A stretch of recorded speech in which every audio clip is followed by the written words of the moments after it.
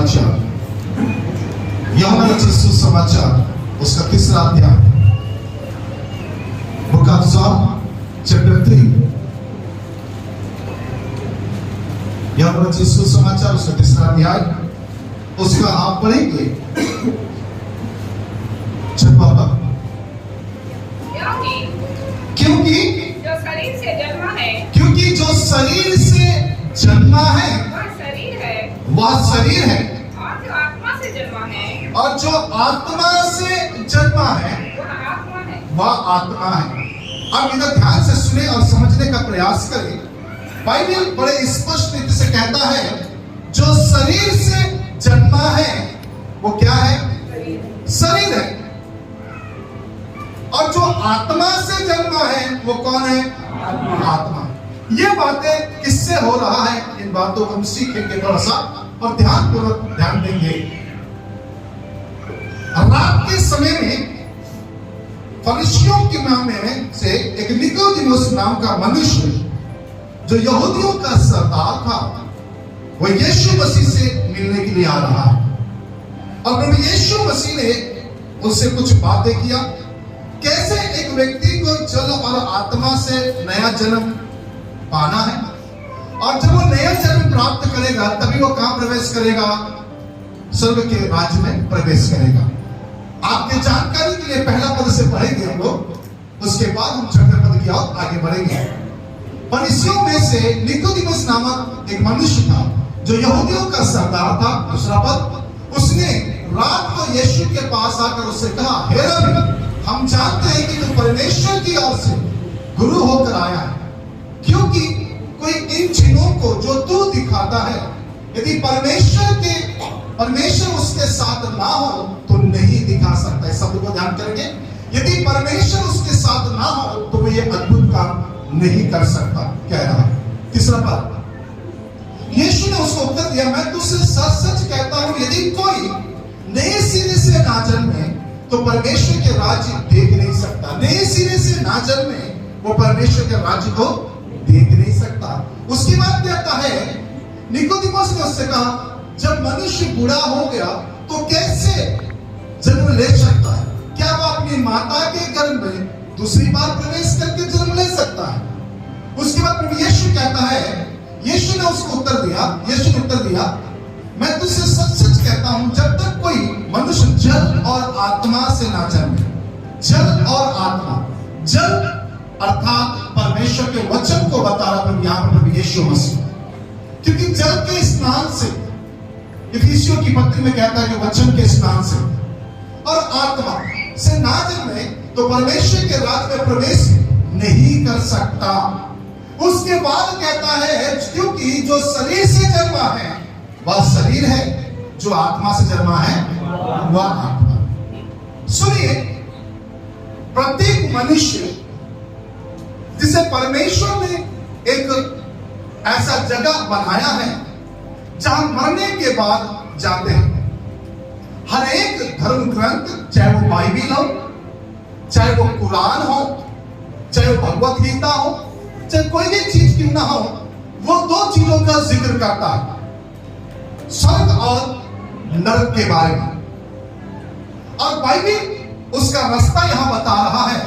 एक मनुष्य को यदि स्वर्ग प्रवेश करना है, यदि परमेश्वर के राज्य में प्रवेश करना है, तो उसको आत्मा में जन्म लेना अवश्य है। क्योंकि एक शारीरिक व्यक्ति परमेश्वर के राज्य में क्या नहीं कर सकता?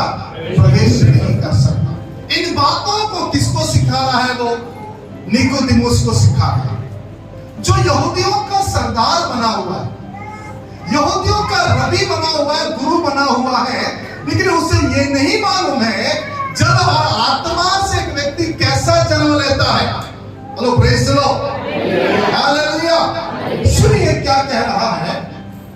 वो कह रहा है कि यीशु ने उत्तर दिया, मैं तुझसे सच सच कहता हूं, जब तक कोई मनुष्य जल और आत्मा से ना जाने वो परमेश्वर के राज्य में प्रवेश नहीं कर सकता। सुनिए, इस शरीर के साथ परमेश्वर के राज्य में प्रवेश करना, हेलो, क्या संभव है? मैं आपसे बोलूं क्या संभव है? ओके, एक सिंपल सा साधारण सा उदाहरण देना चाहूंगा ताकि आपके हमारी समझ में अच्छे से आ जाए। जब वैज्ञानिक जो बुद्धिजीवी लोग हैं चांद पर जो जाते हैं, क्या इस संसार के ड्रेस कोड में जाते हैं लोग चांद पर जाने के लिए? बताइए ना, आपको से पूछ रहा हूं। इस संसार के ड्रेस में नहीं जाएंगे क्योंकि वहां पर उनको ऑक्सीजन नहीं मिलेगा। वो लोग क्या नहीं कर पाएंगे, वहां पर सर्वाइवल नहीं कर पाएंगे। इसलिए ऑक्सीजन का सिलेंडर जितना उनको चाहिए, जितने दिन के लिए चाहिए, उतने हिसाब से वे लोग क्या करते हैं, उस हिसाब से वो ड्रेस पहनकर वे ऊपर चंद्रमा का परिक्रमा करने के लिए वे जाते हैं, वहां पर खोजबीन करने के लिए जाते हैं, क्योंकि उसका एक अलग ड्रेस है। उसी तरह से मेरे प्रियो, परमेश्वर के राज्य में प्रवेश करना है तो आपको आत्मा में जन्म लेना जरूरी है। यह बाइबल सिखा रहा है, क्योंकि एक शारीरिक व्यक्ति, एक कॉर्नर माइंड रखने वाला व्यक्ति, एक सांसारिक दिमाग रखने वाला व्यक्ति परमेश्वर के राज्य में प्रवेश नहीं कर सकता है। परमेश्वर के राज्य में प्रवेश करना है तो आपको भी जो परमेश्वर आत्मा है उसके समान आत्मा में जन्म लेना पड़ेगा,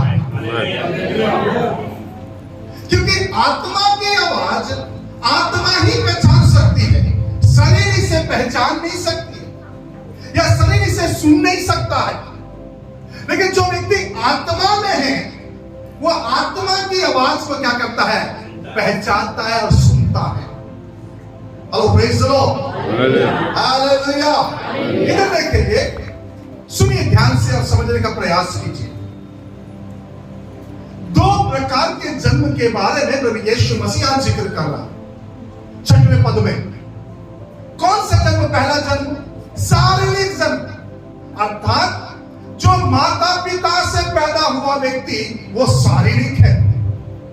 लेकिन जो व्यक्ति वचन के और आत्मा के मिलन से जो उत्पन्न हुआ है, जिसे हम नया जन्म कहते हैं, जिसे हम उद्धार कहते हैं, या जिसे हम क्या कहते हैं, नई सृष्टि कहते हैं, वे एक अलग जन्म है। एक जन्म वो है जो माता पिता के इकट्ठे होने से होता है। एक जन्म वो है जो वचन के और आत्मा के मिलन से होता है। और परमेश्वर के राज्य में कौन प्रवेश करेगा बोलने से, जो जल और आत्मा से क्या लिया है, जन्म लिया है। Hello, praise the Lord. यानी एक शारीरिक व्यक्ति वह परमेश्वर के राज्य में क्या नहीं कर सकता है, प्रवेश नहीं कर सकता। यानी परमेश्वर के राज्य में अगर आपको प्रवेश करना है, परमेश्वर के उस राज्य के रिलम में अगर आपको प्रवेश करना है, तो आपको आत्मिक प्राणी बनना पड़ेगा। बिना आत्मिक प्राणी बने तो आप परमेश्वर के राज्य में एंट्री नहीं कर पाएंगे। Hello, praise the lord, hallelujah, hallelujah. क्या कारण है कि हम परमेश्वर की आवाज आज भी नहीं पहचान पा रहे हैं? क्या कारण है कि आज भी हम परमेश्वर के उस इच्छा को पूरा नहीं कर पा रहे हैं? उसका रीजन एक ही है, आज भी हमारी थिंकिंग या हमारी सोच शारीरिक है। निकोदेमुस जब आगे बढ़ते हैं तो निकोदेमुस कहता है ये कैसे संभव है? क्या एक मनुष्य बूढ़ा होने पर भी दूसरी बार मां के गर्भ में जाके उसको जन्म लेना पड़ेगा? यानी ये यहूदियों का गुरु होने के बावजूद भी अभी भी उसकी सोच सांसारिक और शारीरिक रीति से है। और या प्रभु यीशु मसीह आत्मिक रीति से आत्मा के विषय में नए जन्म के बारे में उससे बातचीत कर रहा है, लेकिन अभी भी निकोदेमुस शरीर के बारे में सोच रहा है। हेलो, आज भी कई लोग सॉरी परमेश्वर की उपस्थिति में रहकर शारीरिक रीति से ही सोच रहे हैं, शारीरिक रीति से ही विचार कर रहे हैं, शारीरिक रीति से ही काम कर रहे हैं। शारीरिक रीति जो संसारिक और शारीरिक व्यक्ति जिस प्रकार का व्यवहार करता है, वैसे ही आज भी कई लोगों का व्यवहार है, आज भी कई लोगों का बोलचाल है, आज भी कई लोगों की जीवन शैली वैसा ही है।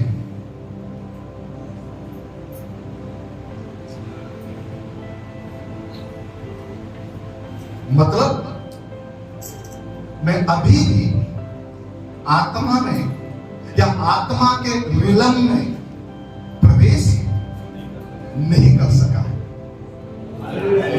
सुनिए, देखो इधर ध्यान देना भाई, तो नीचे मत देखो, तेरे चक्कर में बंद गया हूं यहां। ध्यान से सुनिए और समझने का प्रयास कीजिए।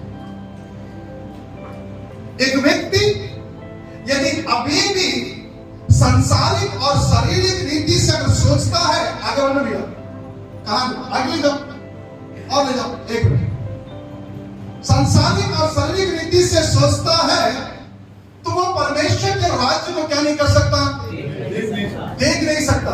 प्रवेश करने की बात तो दूर है,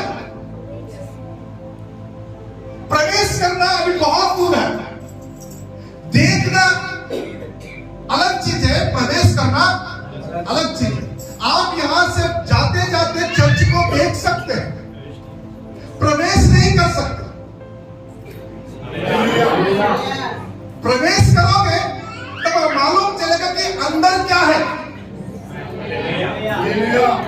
तो प्रभु कह रहा है यदि जन्म लोगे तो कम से कम पृथ्वी पर रहकर, तुम रहकर पृथ्वी पर रहकर ही वहां देख सकते हो, वहां की बातों को देख सकते हो, वहां के कार्यकलापों को देख सकते हो, वहां क्या घटनाएं घटती है उसे आप देख सकते हो। अगर तुमको नए सिरे से तुम अगर जन्म लोगे तो तुम देख भी सकते हो और प्रवेश भी कर सकते हो। Hello praise the Lord. जब यीशु मसीह ने एक बार अपने चेलों से कहा, देखो मैं जा रहा हूं, तुम मेरे पीछे आओगे। यूहन्ना रचित सुसमाचार उसके 14 अध्याय पढ़ते तो फिलिप्पुस कहता है, तू कहां जा रहा है इसके बारे में हमको पता ही नहीं है, रास्ता ही देखे नहीं है, तो कैसे हम आएंगे। मतलब फिलिप्पुस अभी भी कैसा सोच रहा है, शरीर में होके सोच रहा है। तो लोग आज भी कई लोग पास्टर को शरीर ही समझ रहे हैं।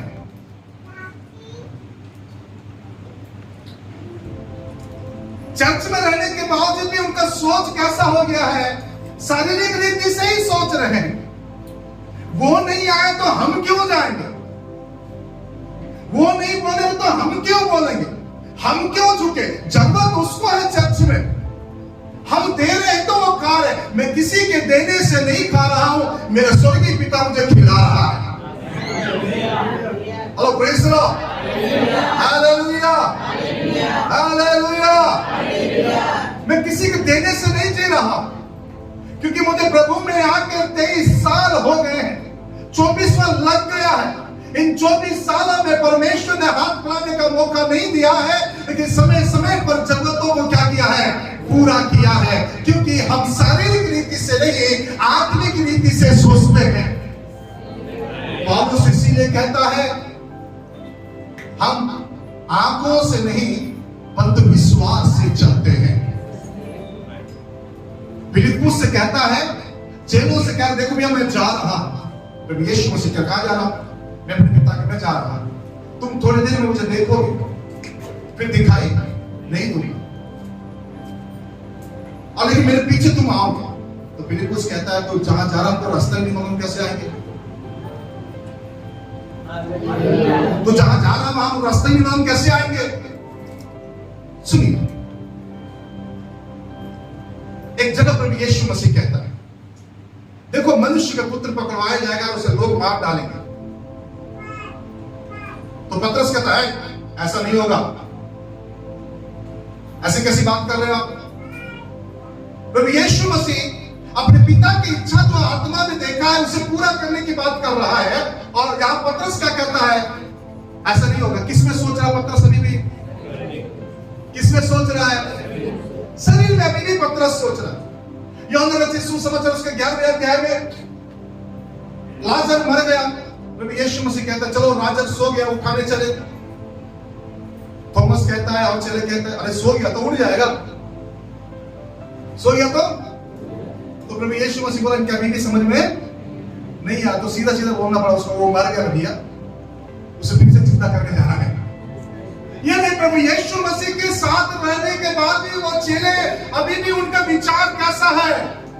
शारीरिक है। निकोदेमुस का विचार शारीरिक था, पतरस का विचार शारीरिक था, फिलिपुस का विचार शारीरिक था। यहां देखते हैं थॉमस का विचार भी शारीरिक है और कहता है कि चलो भैया अभी तो इसको मारने के सोचे, अभी भी इसके समझ में नहीं आ रहा, हम भी मारने को चले इसके साथ। ध्यान से सुनना और समझने का प्रयास करना। परमेश्वर की बातों को अगर आपको समझना है, यदि उसके ब्लेसिंग्स में आपको प्रवेश करना है, तो आपको आत्मा में आना पड़ेगा। जब तक आपका विचार कॉर्नर है, शारीरिक है, आप परमेश्वर की बातों को समझ नहीं पाएंगे। आपको छोटी छोटी बातों में गुस्सा आना चालू हो जाएगा, आप छोटी छोटी बातों में अपनी बढ़ाई ढूंढेंगे। आपको यदि बढ़ाई नहीं मिला तो आप आएंगे भी नहीं, तो नहीं आएंगे, बोले आपको जरूरत नहीं है बोलेंगे, क्योंकि आप अपने बारे में सोच रहे हैं परंतु ना कि परमेश्वर के राज्य के बारे में सोच रहे हैं। आपको परमेश्वर के राज्य में जीने के लिए या परमेश्वर के राज्य को देखने के लिए, परमेश्वर के राज्य में प्रवेश करने के लिए आपको आत्मा में जन्म लेना पड़ेगा। क्या निकोदेमुस बपतिस्म नहीं लिया होगा?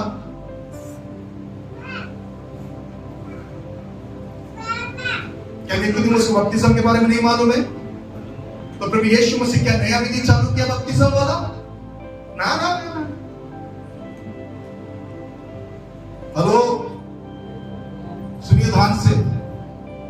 आज भी हम परमेश्वर की बातों को, परमेश्वर के भवन को, परमेश्वर के उस आराधना को आज भी अगर हम नहीं समझ पा रहे हैं, इसका मतलब ये आज भी हम कौन है?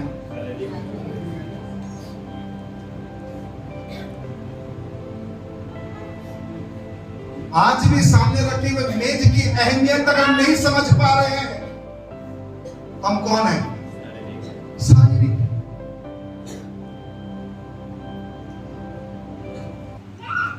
मुझे तकलीफ होता है बड़ा जब प्रभु के लोग मेज को टुकरा कर जाते हैं। मेज को टुकरा कर जाने वाला एक ही व्यक्ति था बाइबल में, जिसका नाम यहूदा है,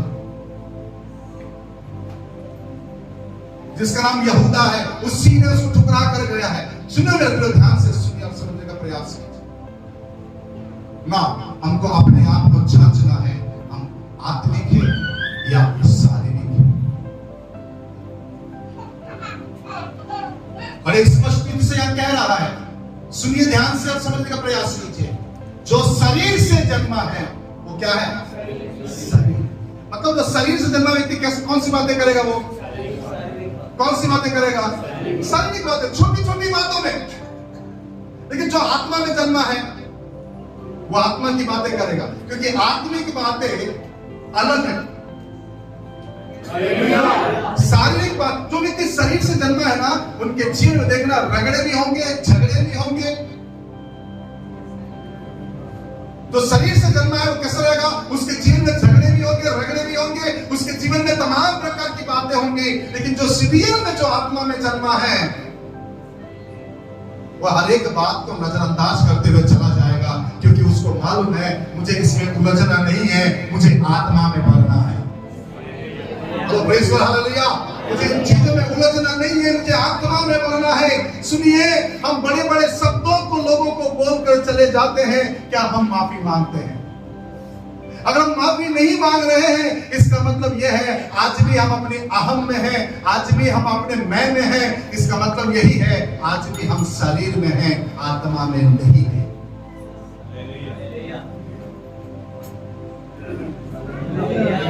क्योंकि आत्मा में रहने वाले व्यक्ति को जलन उत्पन्न होती है। आत्मा में रहने वाले व्यक्ति को तुरंत आत्मा ठोकता है, गलत कर रहा है, सही नहीं कर रहा है, यहाँ सुधर जा। हेलो, थोड़ा जोर से। निकोदेमुस कह रहा है क्या मुझे फिर से जन्म लेना पड़ेगा? अरे भैया फिर से जन्म, तो आप लोग बोल रहे हैं क्या मुझे फिर से बपतिस्मा लेना पड़ेगा? जरूरत नहीं है। अपने आप को तैयार करो, शरीर से निकलकर आत्मा में प्रवेश करने का प्रयास करो। Hello, praise the lord, hallelujah, hallelujah. कारण क्या है? आत्मिक रीति से नहीं सोच पाने का कारण क्या है? आत्मिक रीति से कार्य नहीं कर पा रहे, कारण क्या है? आत्मिक रीति से विचार नहीं कर पा रहे, कारण क्या है? क्या ये सब चीजें शारीरिक चीजें नहीं है? क्या ये सारी बातें शरीर से संबंधित बातें नहीं है? क्योंकि आत्मा को समझना है तो आपको क्या बनना पड़ेगा? थोड़ा जोर से सुन सकता, थोड़ा जोर से सुन सकता। आत्मिक बनना पड़ेगा, क्योंकि आत्मा की आवाज को पहचान। अगर आज भी मैं आत्मिक बातों को समझ नहीं पा रहा हूं, आत्मा की आवाज को पहचान नहीं पा रहा हूं, आज भी वही शारीरिक काम कर रहा हूं, मतलब मैं कौन हूं? शारीरिक।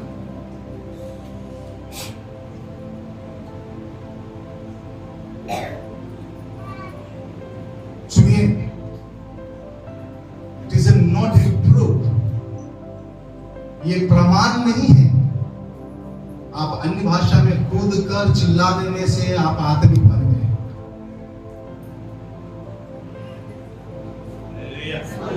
मैं सुन सकता हूं।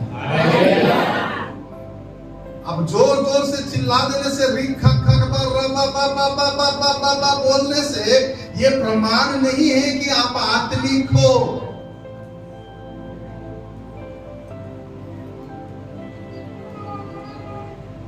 कई बार लोग हम धोखे में आ जाते हैं। यदि कोई उसको तो मतलब कितना आत्मिक है, कितना आत्मा में भरा हुआ है। आत्मिक वो नहीं है। आत्मा, आत्मिक व्यक्ति वो है जिसके बोल चाल और व्यवहार में दिखाई देता है। Praise the lord, hallelujah, hallelujah. पूरी बाइबिल उठा के देख ली। मैं अन्य भाषा के खिलाफ में नहीं हूं, मैं खुद बोलता हूं, मैं घंटों बोलता हूं। पूरी बाइबिल उठा के देख लीजिए, कहीं पर भी प्रभु यीशु मसीह ने अन्य भाषा में बात किया है?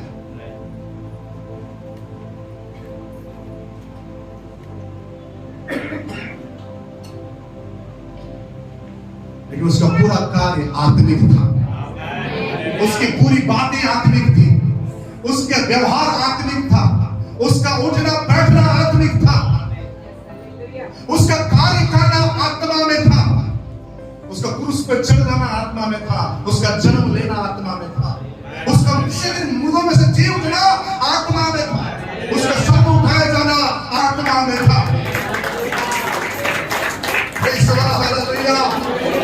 बुरा नहीं मानना। अगर आपको लग रहा है कि अन्य भाषा बोलने से आप आत्मिक हो गए हैं, तो मैं विश्वास नहीं करूंगा जब तक तुम्हारे व्यवहार से इस बात को प्रकट नहीं कर दिया।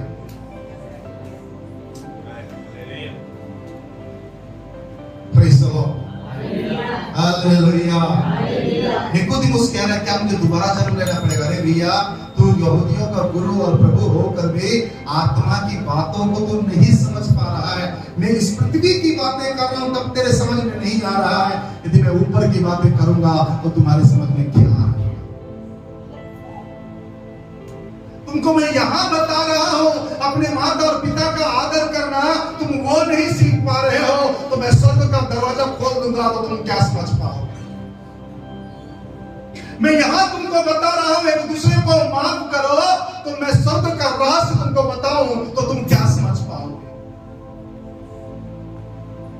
तो मैं यहां मैं बता रहा हूं एक दूसरे का आदर और मान करो, सम्मान करो, अपने ठहराए हुए अगुवे की बात सुनो, तुम वो नहीं सुन पा रहे हो, तो स्वर्ग की तुरही कहां से सुन पाओगे?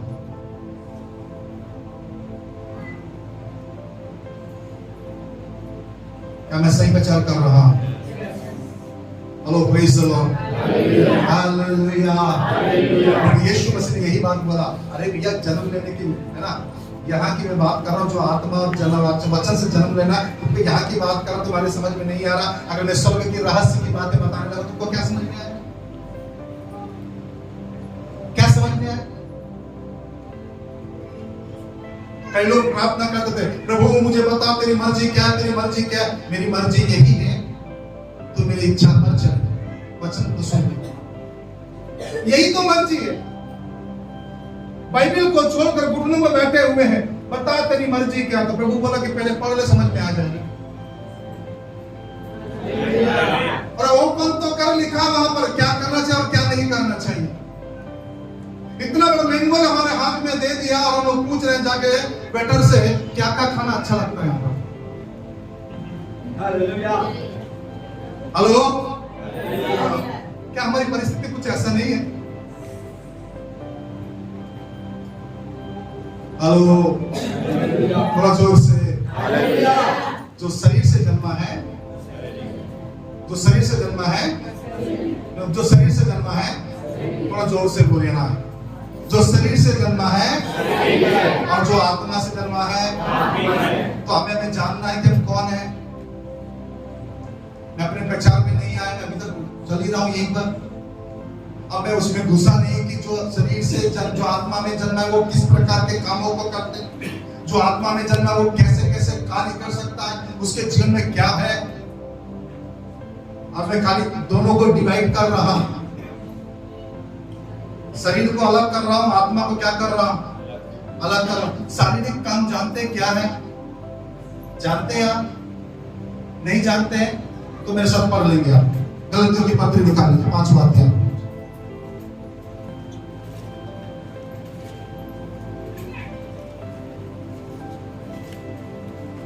मेरे प्रचार बिल्कुल डिफरेंट हो गया, मैं कुछ और प्रचार करने जा रहा था।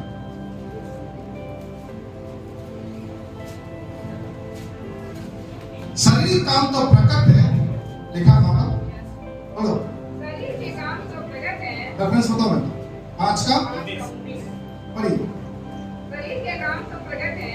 शरीर के काम तो प्रकट है, अर्थात व्यभिचार, शरीर के काम तो प्रकट है, अर्थात व्यभिचार, गंदे काम, लुच्चपन, हाँ, टोना, बैर, झगड़ा, ईर्ष्या, क्रोध, विरोध, फूट, विधर्म, दाह, मतवालापन, हीरा कीड़ा और इनके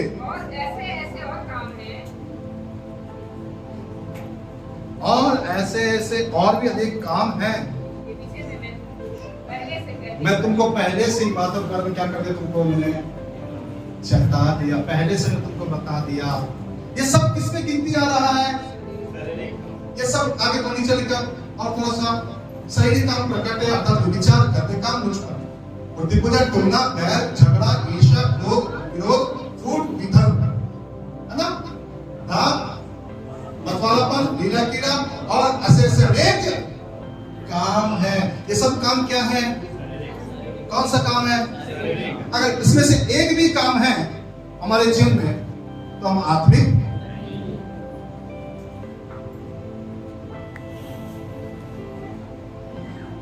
तेरा पाप और लिखा है। कहां लिखा है तेरा पाप? मार्क कुछ रसीद समझ कर उसका 7वां अध्याय निकाल लीजिए। मार्क कुछ उसका 7वां अध्याय, तो मैं गलत नहीं हूं।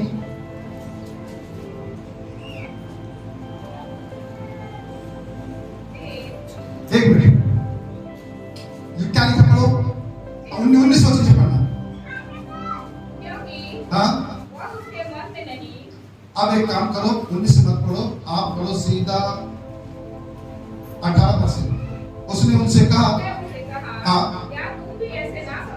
क्या तुम भी ऐसे ना समझ लो? क्या तुम नहीं समझते इन चीजों को? जो वस्तु बाहर से, ध्यान से, कोई भी चीज हो जब बाहर से भीतर जाती है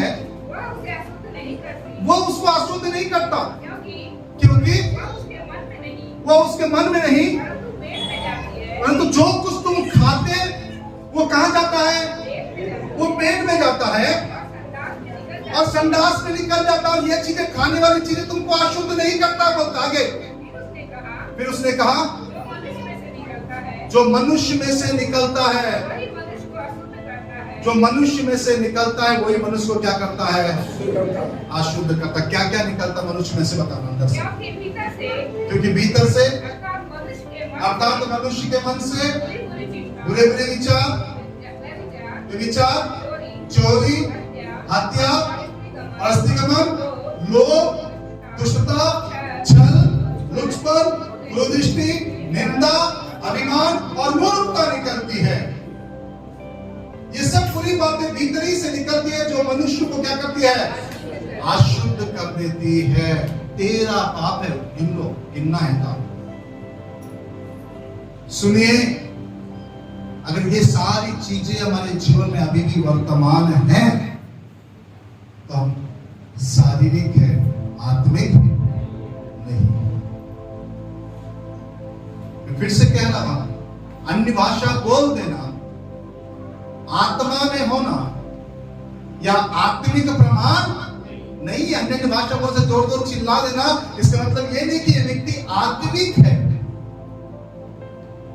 आत्मिक व्यक्ति की बातें कैसा होता है? कैसा होता है? आत्मिक होता है। जो व्यक्ति आध्यात्मिक व्यक्ति होता है उसके मुंह से निकलने वाली प्रत्येक बात भी कैसे रहती है? आध्यात्मिक रहता है। इससे समझना कि यह व्यक्ति आत्मा में जमा हुआ व्यक्ति है, क्योंकि शारीरिक व्यक्ति के अंदर ये सारी चीजें वर्तमान है और कहीं ना कहीं वो प्रकट होते रहता है समय समय पर। अगर आज भी वो ढा है, आज भी विरोध है, आज भी विधर्म है, आज भी अगर बलवा करने का उनके अंदर, बलवा करने का या विरोध करने की आत्मा अगर आज भी उनके अंदर कार्य कर रहा है तो समझना ये व्यक्ति आज भी क्या नहीं है? आत्मिक व्यक्ति नहीं है। इसीलिए प्रभु यीशु मसीह कहता है कि सुनो भैया, जब तक तुम जल और आत्मा से जन्म नहीं लोगे तो परमेश्वर के राज को देख नहीं सकते। देखने की बात तो छोड़, प्रवेश भी नहीं कर सकते। Praise the lord, hallelujah. तो प्रभु ने क्या, तो मैं नेक्स्ट वीक बताऊंगा आपको कि जो आत्मा है वो किस प्रकार का है, और जो आत्मा से जन्मा है वो कौन है, और जो शरीर में जन्मा है वो कौन है। और जो शरीर में जन्मा है उसके कार्य हम देख लिए हैं। उसके अलावा जो शरीर में रहता है, सुनिए, जो शरीर में जन्मा है, जो शारीरिक व्यक्ति है, उसके जीवन में कई ऐसी चीजें होती हैं जिसे वो अपने जीवन में करना नहीं चाहता, क्योंकि शरीर उसको क्या करता है? मजबूर करता है, या शरीर उसको विवश करता है उस काम को करने के लिए।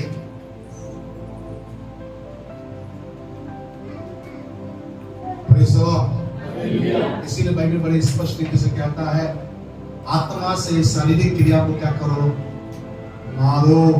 आत्मा से शारीरिक क्रिया को क्या कर दो? मारो। क्योंकि जब तक आत्मा से शारीरिक क्रियाओं को नहीं मारोगे, अगर तुम समय समय पर वोट, दो ही जन चुनाव में खड़े हैं हमारे जीवन में, वोटर हम एक ही है। नहीं समझ में आया? बिना बीजेपी की बात कर रहा हूं, ना कांग्रेस की बात कर रहा हूं। दो ही व्यक्ति क्या है? चुनाव में खड़े हैं और वोटर एक ही है, वो आप है। या तो आपका वोट शरीर में जाएगा या तो आपका वोट आत्मा में जाएगा। हेलो, अगर वोट अगर मान लो शरीर को दे दिए तो अपने लिए नर्क के दरवाजे अपने खोल लिए।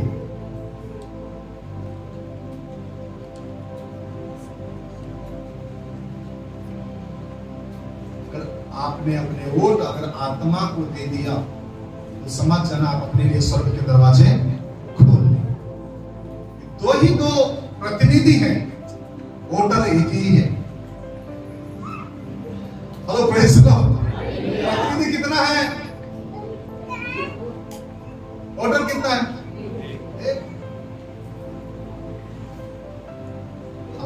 आपके ऊपर है कि आप आत्मा में चल रहे हो या शरीर में चल रहे हो। हम अपने आप को जांचें। अगर हम जांचेंगे, मैं विश्वास करता हूं पौलुस के समान कह पाऊंगा, हम निकम्मे नहीं ठहरेंगे। Praise the lord, hallelujah. आइए अपने आप को बंद करें, धन्यवाद करें। प्रभु आप लोगों को आशीष